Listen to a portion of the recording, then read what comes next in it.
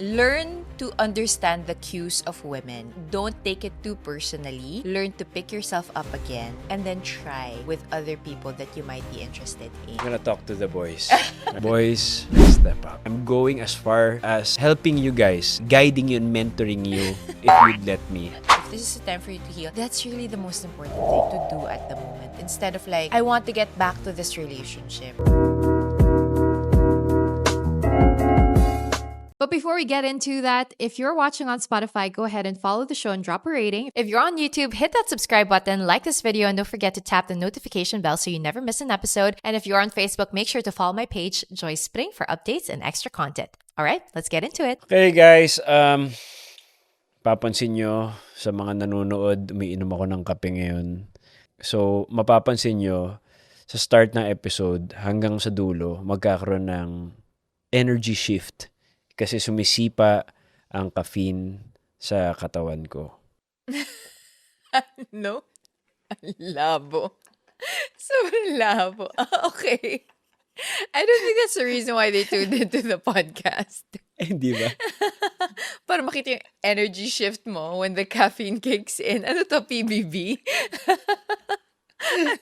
Labo. Welcome to Adulting with Joyce Spring Trevino. Yes. Back by popular demand is Juancho Trevino, who apparently makes the show lighter daw. So thanks, yeah. love. Oo naman. Okay, so love, dahil nandito ka, we have some questions from our community that we need your opinion and wisdom on. Bakit? Okay, sige. Okay, Kiara, take it away. Don't do it. No. I've never encountered this question in my life. I don't know who asked for my wisdom. But I'm gonna try to attempt to put myself in the situation and what I would do. So, ang situation ay, meron siyang jowa, tapos yung jowa niya nakipag-break sa kanya, or nakipag-break siya dahil may mental health issues. Okay. Parang ganon. Should you get back together? Wow, serious. Alam mo, wala akong encounter sa relationship, pero nagkaroon ako ng encounter with Ano a mo job. na-encounter sa Hindi a relationship? relationship na nag-break because of mental health issues. Okay. Nagkaroon na ako ng experience or ng kwento because yun, sa trabaho siya, nag-disengage with the commitment, nag-quit siya. So, it's kind of similar in that way. So, parang medyo dun ko titingnan in that aspect. Depende. It would be case-to-case basis. Kasi syempre, for me, I would look at it in a way na parang, ano ba yung pinagdadaanan mo? Ano yung mga triggers? What's happening to you? Ganyan. So, kunyari, kung ganun, parang na-diagnose talaga ng medyo severe and alam mo yun, the reason for the breakup is it would be unfair for yung hinihiwalayan na walang mental health struggles as of the moment. I feel like that's a good reason kapag okay ka na or tingin mo kaya mo na ulit na pwedeng i-reconsider. Pero syempre, hindi mo para ipilit at saka i-expect yung other person na parang, uy, intayin mo ako or na hindi siya magkakaroon ng anybody else during that time na hiwalay sila. So parang, I guess it's kind of tricky in that way as compared to a job kasi yun nga. Pero yeah, nuanced discussion siya. Yeah, it's so nuanced. It really depends. Like we need more details from this situation. But in general, I get what you're saying na sobrang iba yung priorities right now. Like the priority right now is to strengthen your mental well-being and to heal and to, go through therapy, seek the help, the professional help that you need kung ikaw yung may mental health issues instead of getting back into a relationship. And you're right na, syempre you can be there, di ba? You can be present. You can still be an active participant in their life. Like, be a friend. But also, don't expect na kapag okay na siya, kayo na ulit. Or na wala kang imi-meet. Like, wag mo din naman i limit sobra yung sarili mo kasi break naman kayo eh, 'di Yeah. ba? So if really this is a time for you to heal dun sa may mental health issues. If this is a time for you to heal, that's really the most important thing to do at the moment. Instead of like, I want to get back to this relationship. Ang hirap nun eh, 'di ba? Oo. At saka syempre ang magiging for somebody on the receiving end, kunyari yung partner nga na walang mental health struggle, syempre ang sasabihin niyan, hindi kaya natin to, I'll be there for you. Yun Yeah. yung, di ba, that's the only loving way to go about it. Kasi syempre siya yung dapat mas stable one in the relationship during that moment. Na parang I'll stand by you. Pero pag dumating nga yung pinipilit mo talaga, baka naman yung partner na walang health struggles yung cause ng mental health Baka siya struggles pala yung mo. nakaka-trigger, no? Oo, so parang baka kailangan mo reassess rin siya kung umabot nga sa parang hindi ko kayang nandito ka. Kailangan kong gawing mag-isa to. Tapos if you get back into the relationship, baka naman ma-retrigger na naman kung ano yung mga pinagdadaanan nyo. So I think that's an angle to consider. Pero yun nga, just like what we said, it's a very nuanced conversation. Ang daming possible angles with mental health nowadays. So I think lalo na kapag mas naging okay ka na, nakahinga ka na, you got some time in, you really have to be honest with yourself and assess the whole situation. Di ba? But by the way, hindi kami professional doctors or therapists or psychologists. It's just our humble opinion. Like, if you're asking us as your ate and kuya, yun talaga yun. For the person with mental health issues, focus on healing. For the person who doesn't have it but has a partner who's that, focus on being a good friend rather than looking forward to a romantic relationship Yeah. at this moment. Yeah. At saka, yun yung thing siguro na what we would do. Di ba? Yeah. If we were put in that situation. So, Ooh. di ba? Yeah. Well, we've both been on the other end of this, like on the receiving end of this situation, I'm guessing. Yeah. Like there was a time that I was busier and now you're in a time where you're much busier. I will answer the things that you were doing that I felt like supported me when I was busy, and then you will answer the things that I'm doing that you feel supported in when you're busy. Okay, I'll go first. There was a point in our lives, especially when we were newly married, that I was so busy. So much more busy and like crazy yung schedule nung bago kaming kasal. Juancho would do small things like he would bring me to my hosting events. He would even stick around and wait for me so he could drive me back home. He would drive me to the airport. He would make sure that, hey, do you want to book a massage? Do you want to go out for a dinner out? Do you want to watch a movie? Like he was very proactive about doing things for me and doing things, making decisions for me that I didn't have the mental capacity to do. So, yun yung parang for me was very, very supportive. Like, he didn't really ask me, anong kailangan mo? He just kind of figured it out.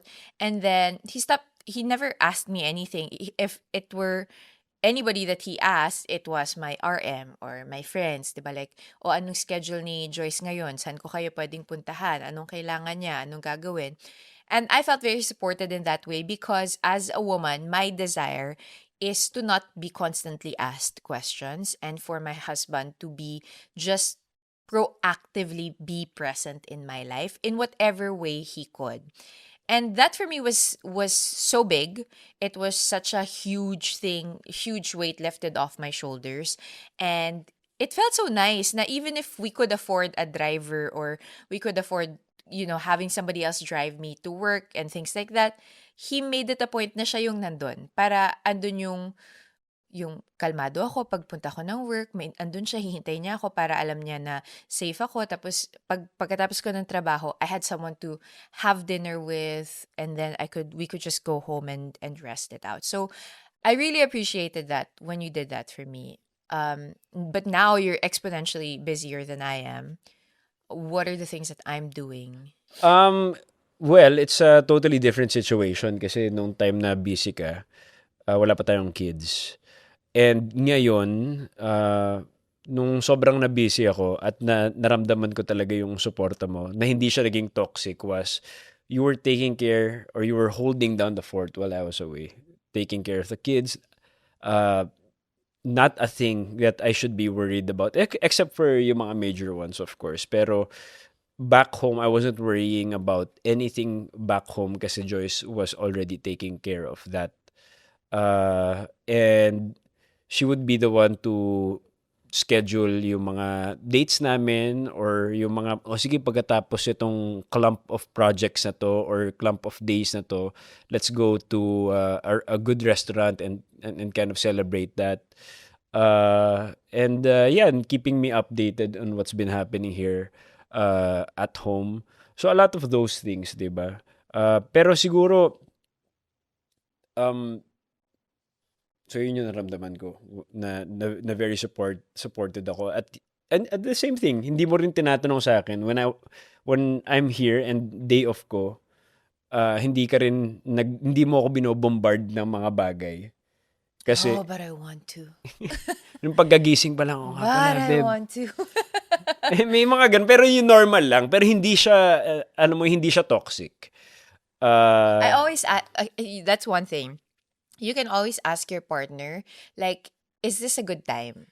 I think that's what we started practicing with each other, diba? Na parang we ask each other, do you have energy to talk about like this issue, or is it okay if I dump, or is it okay if we talk about this? Parang ganon na. mm, Ang problema naman kasi when you're super busy, when the other partner is super busy, is you won't have time to discuss everything. So parang for us, we made it a point na, okay, let's communicate. We have to communicate, but let's figure out when to do that. yeah, yeah. So, yun, may a lot of things like that. And very important pa rin naman kasi that we get to discuss yung mga major things kapag, nakapag-set tayo ng time for it. Pero yun nga it leads with a lot of understanding. Pero the thing with us kasi, lalo na freelancers tayo, technically, kita mo yung may insight of these clump of days that we have to report to work or ganyan. Pero may mga tao kasi na parang ito talaga yung araw-araw nila. Yeah, na Na toxic talaga. oo, na paano mo nga namang gagawin 'to kung this has been going on for like 10 years or so, na wala na talaga, bagsak na talaga lahat. Tapos wala nang naipon kung hindi siyempre kung busy, baka ano, marami ng pera or what. Pero marami nang naipon rin na spite towards that partner which is causing the toxicity. So, yun nga let's not get as a husband, let's not get caught up with everything that's been happening at work. Yung provision is not the most important thing that you have to do. Of course, it's one of the things that we have to do, but it's not the most important things that you have to do. It's taking care of your relationships here as well. Siyempre, yung mga taong sinusuporta mo, siyempre, provide sa kanila. Pero, hindi natin napapansin kung kamusta na ba talaga sila or how your relationships are holding up, di ba? Dahil Like sobrang busy na natin. emotional. Yeah, so, ano talaga there's really a balance to be had with this and parenting. So, Yeah, so just from our conversation, I'd like to break it down to kind of three things. The first is to figure out without asking your partner what it looks like they need, because your partner who is very busy might have a lot of blind spots as to, okay, they're not resting enough, they're not drinking enough water, they're not, they're not learning how to say no to work, etc., etc., and provide that for them and figure that out for them. Pangalawa, it's really to communicate throughout the entire busy season and say like, okay, these are the things that are are needed in a relationship right now. Ito yung mga bagay that's working, ito yung mga bagay that's not working. So communication is so important. And third and finally, it's also knowing the priorities that you have. Like, yes, it's important for you to be busy at work, for you to be able to provide for the family, but at the end of the day, the priorities should be clear. The clear priorities will help you from it being toxic. So, hindi naman pwedeng provide ka lang ng provide at support ka lang ng support. Pero parehas naman pala kayo hindi nyo maintindihan na the priorities are no longer being taken care of. Yeah. So, yeah. Yeah, totoo yan. Nice. Oh, Kausapin mo na yung dalawang yan. tigilan nyo na kaka-computer nyo. Put yourself out there. I think that would be the number one thing for me. It's really putting yourself out there. I would say, well, okay. Caveat is obviously most important thing is your relationship with God, because when you have a relationship with God, everything else feels secure and everything else falls into place.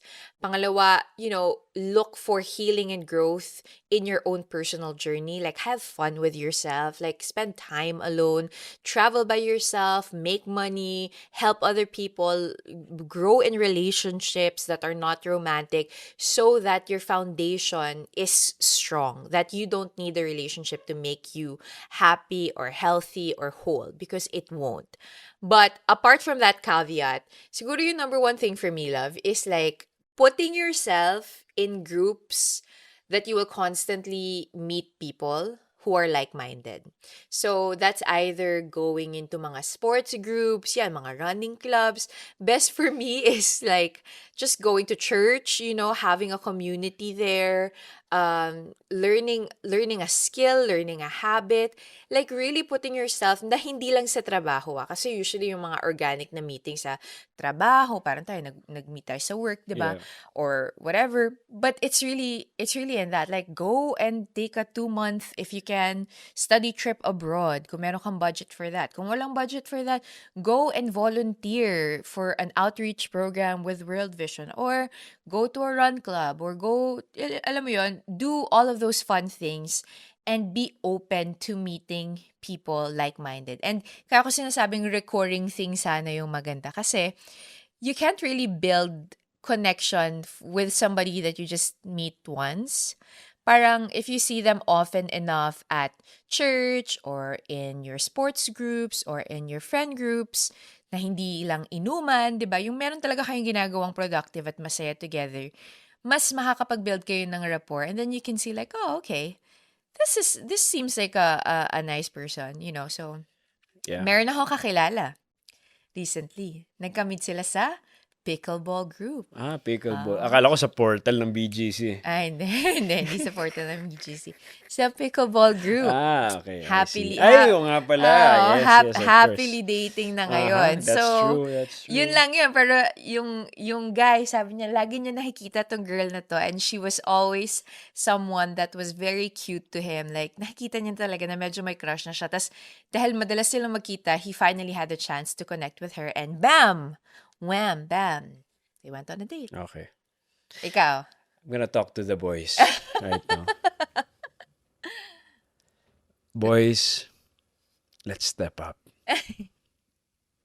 Especially the Christian boys. Come on, guys. Galingan na natin. Okay? Kasi medyo dumadami na ang mga girls na eligible girls na gusto magpakasal. Walang ginagawa yung mga boys. Come on.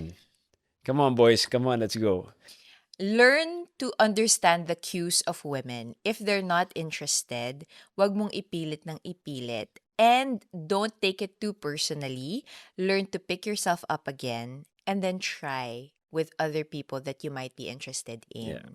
Because Parang that's ganon. the reality with dating and with life. Diba na, totoo naman eh. Meron talagang women who, are very eligible, beautiful, you have a little crush on them, but they're obviously not reciprocating your interest in them. So don't take it too personally, and wag mong masyadong dibdibin na, I'm never gonna talk to women ever again. Kasi na-hurt ka na. Kasi na-hurt ka na. It's, okay, she's not interested. I'm gonna take a little bit of a break and then I'm gonna try again with another Yeah. person. Ganon. Tsaka syempre, pick the environments. Very important yung environment that you're gonna go into in looking for a partner. Syempre, pinaka-importante, yun nga, katulad ng sinabi mo, yung common, Interest. common interest, like being a church is wonderful kasi dun pa lang mavivito mo na kung sino yung mga magaganda yung ano, 'di ba? Values, same Basically yung same, values. you share the same values. Pangalawa, alam mo may statistic Ano, statistic. na nagsasabi na mas mataas ang nagtutuloy yung relationship ng matagal if you meet someone in a coffee shop as compared to a club. Bakit? Syempre nagsisimula sa Alak. alak 'di ba? Sa alak as compared to yun nga. Chemical romance naman kasi kaagad yun. Oo. Parang So, yun nga ganon. yung statistic doon. So, yun guys, tambay tayo sa coffee shop, 'di ba? Wag naman kayo grupo para kayo mga ano doon. Ano ka na lang, matcha-matcha ka lang tapos check ka kung may mga single tapos 'di ba? Be a gentleman, you know. Anyway, yun nga, maraming mga ganun. Pero you'll figure it out. All I need you guys to do is step up. And try. Yeah, that's true. Yun lang Bakit masasabi ko. pinagpapawisan ka? Ano ako very passionate I'm very passionate about these boys stepping up. I'm going as far as helping you guys, guiding you and mentoring you if you'd let me. If you want to really you know, do you have that desire also? At willing kayo magpa-mentor sa akin, message nyo lang ako. Susubukan ko yung best ko. Pag malayo kayo, sige mag-zoom na lang tayo. Pero kung malapit kayo sa area ko, tuturuan ko kayo. No, this is true. This is true. Actually, it's a very real and honest desire that Juancho has, and I see your love for for young men who need to get to know Jesus and also to step up in their own capacity. So I'm Yep. proud of you, love, for that, because it's true. He really is the epitome of that.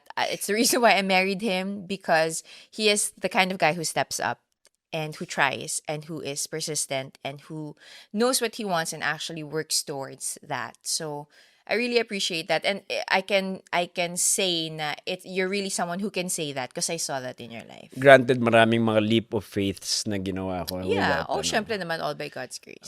Kasi hindi rin ako naghintay ng ng plano. Wala. Pakasal na tayo! Let's go! Now we're on our third baby. So, I think it all works din naman. So, there. I hope you guys enjoyed this episode of Adulting with Joy Spring Trevino. Yes. And thank you, love, for your wisdom, Oh, for your guidance. it's an honor. May mga once a month or mga once every 2 months na kayo comedy episode. So, eto na yun. Okay. Bye.